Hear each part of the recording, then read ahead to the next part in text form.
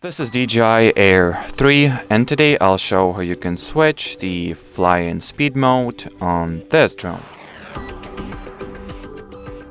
So on your remote controller you have this very convenient switch that allows you to change the fly-in speed between Cine, slow speed, normal mode, so decent speed and active obstacle avoidance, or sport, which, as you can see, renders the obstacle avoidance